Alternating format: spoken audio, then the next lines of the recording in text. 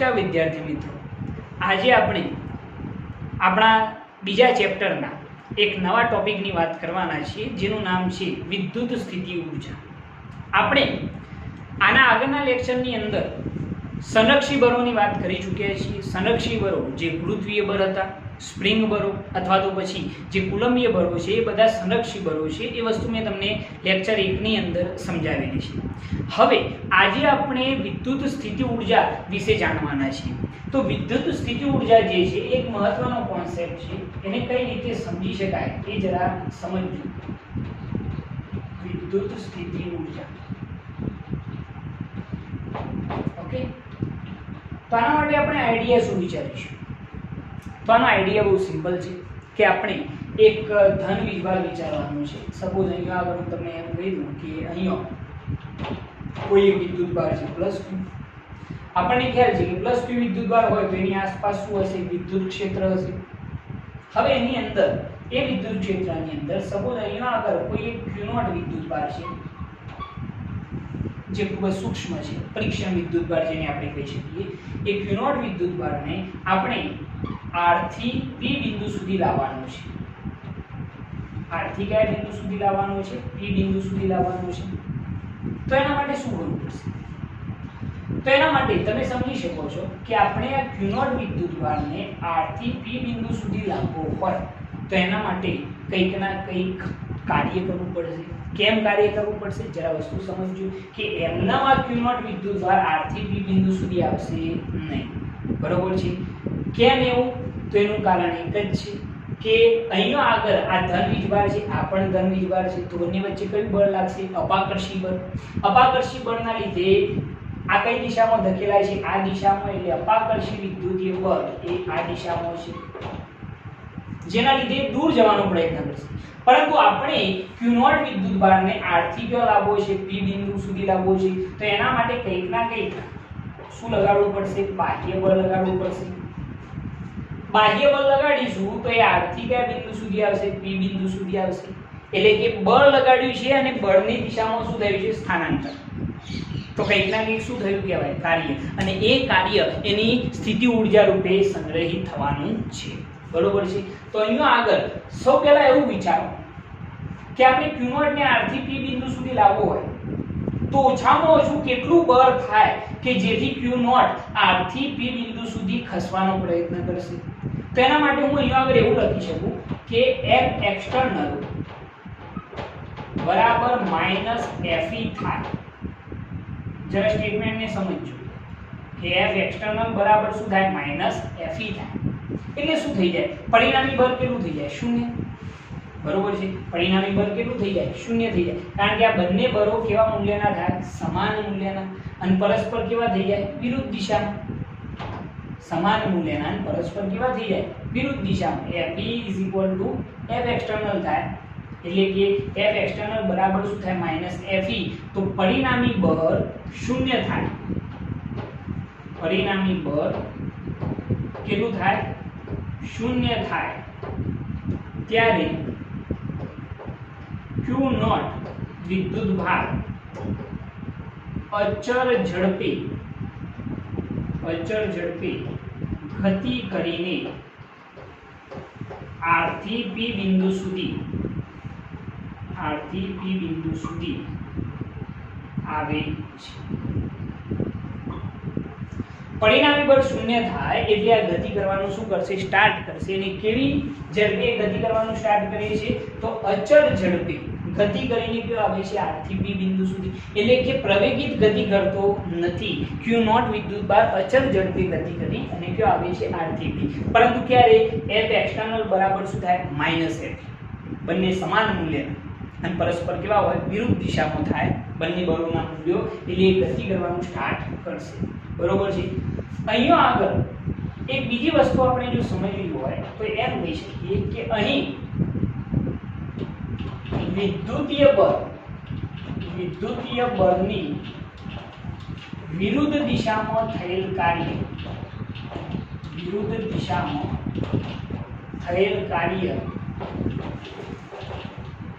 Q0 ની કઈ ઊર્જા રૂપે? સ્થિતિ ઊર્જા રૂપે સંગ્રહિત થાય છે। સમજ ગયા હશો મેં શું લખ્યું છે કે અહીં વિદ્યુતીય બળની, જરા જોજો, વિદ્યુતીય બળની વિરુદ્ધ દિશામાં થયેલું કાર્ય, બળ લાગ્યું છે અને સ્થાનાંતર પણ થયું છે, એટલે કે શું થયું, કાર્ય થયું કહેવાય। અહીં વિદ્યુતીય બળની વિરુદ્ધ દિશામાં થયેલું કાર્ય એ Q નોટ ની કઈ ઊર્જા રૂપે, સ્થિતિ ઊર્જા રૂપે સંગ્રહિત થાય છે, બરોબર છે। એ જે સ્થિતિ ઊર્જા રૂપે સંગ્રહિત થયું છે, બરોબર, એ કાર્ય કેટલું હશે તો એ વસ્તુ જો લખવી હોય તો આપણે શું લખી શકીએ, જો તો Q નોટ ને R થી P બિંદુ સુધી, Q નોટ ને R થી P બિંદુ સુધી લાવવા માટે કરવું પડતું કાર્ય,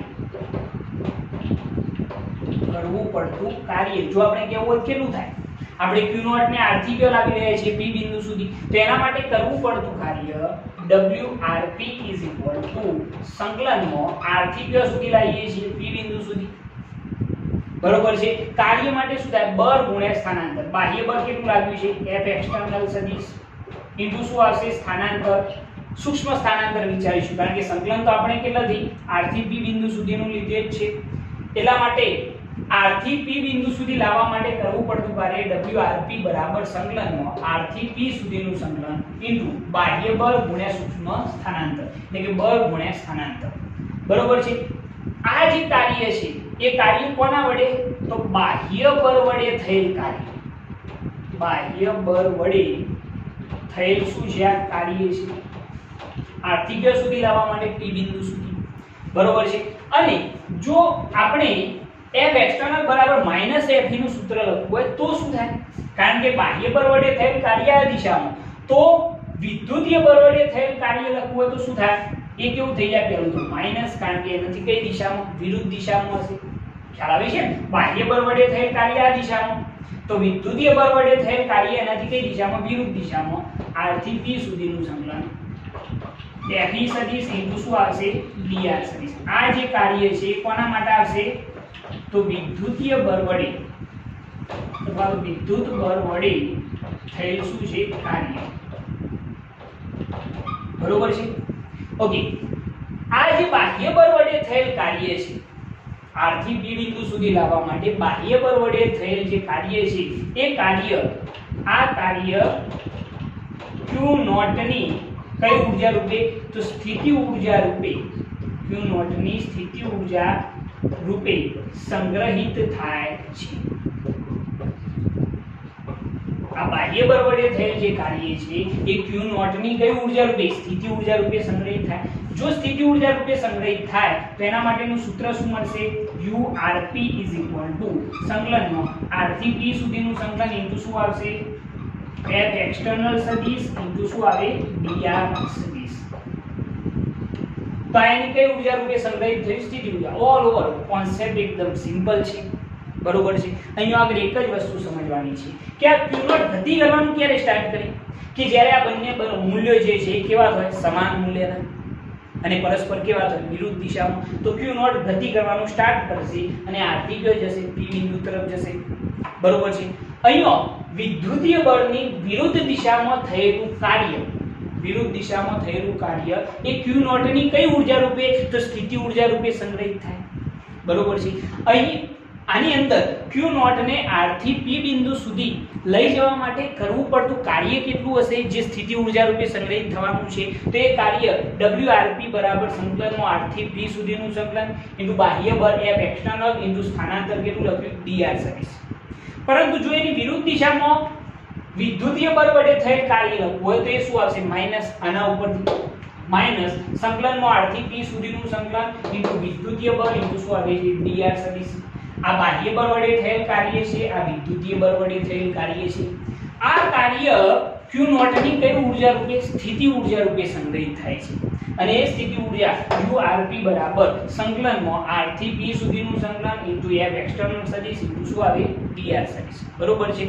તો આની અંદર કોન્સેપ્ટ એક જ સમજવાનો છે કે અહીં આપણે R થી P બિંદુ સુધી લાવવા માટે, Q નોટ ને R થી P બિંદુ સુધી લાવવા માટે કરવું પડતું જે કાર્ય છે એ કાર્ય ક્યુ નોટ ની કઈ ઊર્જા રૂપે સ્થિતિ ઊર્જા રૂપે સંગ્રહિત થાય છે બરોબર છે તો આના ઉપરથી આપણે આની એક સિમ્પલ બીજી વ્યાખ્યા લખી શકીએ છીએ એ વ્યાખ્યા શું લખવામાં આવશે આ તમે નોટ કરી લેજો બરોબર છે આના ઉપરથી આપણે એક વ્યાખ્યાને બનાવી શકીએ જો કદાચ અનંત અંતરે કોઈ વિદ્યુતભાર આપણે વિચારી લઈએ અને વિદ્યુત ક્ષેત્રમાંના કોઈ બિંદુ પાસે વિદ્યુત સ્થિતિ ઊર્જાની જો વ્યાખ્યા લખવી હોય તો શું લખાય જરા સમજો વ્યાખ્યા બહુ સિમ્પલ છે અને કદાચ વન લાઇનર ક્વેશ્ચન ની અંદર એ પૂછાઈ શકે તો વ્યાખ્યા શું અનંત અંતરેથી અચળ ઝડપે એકમ ધન વિદ્યુત ભારને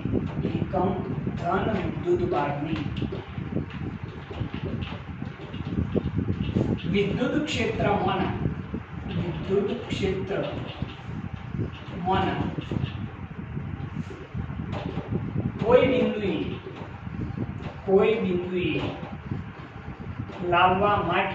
કોઈ બિંદુએ લાવવા માટે વિદ્યુત ક્ષેત્રની વિરુદ્ધ દિશામાં કરવા પડતા કાર્યને તે બિંદુ પાસેની વિદ્યુત સ્થિતિ ઊર્જા કહે છે વ્યાખ્યા બહુ સિમ્પલ છે વ્યાખ્યાને શું લખેલી છે જરા જોજો કેવા અંતરેથી તો અનંત અંતરેથી અચળ ઝડપે એકમ ધન વિદ્યુત ભારને વિદ્યુત ક્ષેત્રમાંના કોઈ બિંદુએ લાવવા માટે વિદ્યુત ક્ષેત્રની વિરુદ્ધ દિશામાં કરવા પડતા કાર્યને તે બિંદુ પાસેની વિદ્યુત સ્થિતિ ઊર્જા કહે છે અહીં આગળ વ્યાખ્યા ગોખવાની નથી વ્યાખ્યાને જરા સમજવાની છે મેં શું કહેલું છે કેવા અંતરેથી તો અનંત અંતરેથી એકમ ધન વિદ્યુત ભારને વિદ્યુત ક્ષેત્રમાંના કોઈ બિંદુએ લાવવા માટે જરા વ્યાખ્યા ફરીથી સમજો કેવા અંતરેથી અનંત અંતરેથી અચળ ઝડપે એકમ ધન વિદ્યુત ભારને વિદ્યુત ક્ષેત્રમાંના કોઈ બિંદુએ લાવવા માટે વિદ્યુત ક્ષેત્રની વિરુદ્ધ દિશામાં કરવા પડતા કાર્યને તે બિંદુ પાસેની વિદ્યુત સ્થિતિ ઊર્જા કહે છે આવા ક્વેશ્ચન તમારે 1 માર્ક્સના ક્વેશ્ચનની અંદર પૂછાઈ શકે છે એટલે આ ક્વેશ્ચન જે છે એ 1 માર્ક્સની અંદર મોસ્ટ આઈએમપી ગણી શકાય છે બરોબર છે એટલે આને થોડું વ્યવસ્થિત તમારે સમજવું પડશે વ્યાખ્યા રૂપે પૂછાય બરોબર છે ખ્યાલ આવશે આની અંદર ઓકે જો તમને અમારી એ ચેનલ પસંદ આવતી હોય તો અમારી એ ચેનલને લાઈક કરો શેર કરો સબસ્ક્રાઇબ કરો અને બેલ આઇકન સ્ટાર્ટ કરો જેથી અમારા આવનારા વિડીયો તમને મળતા રહે જય હિન્દ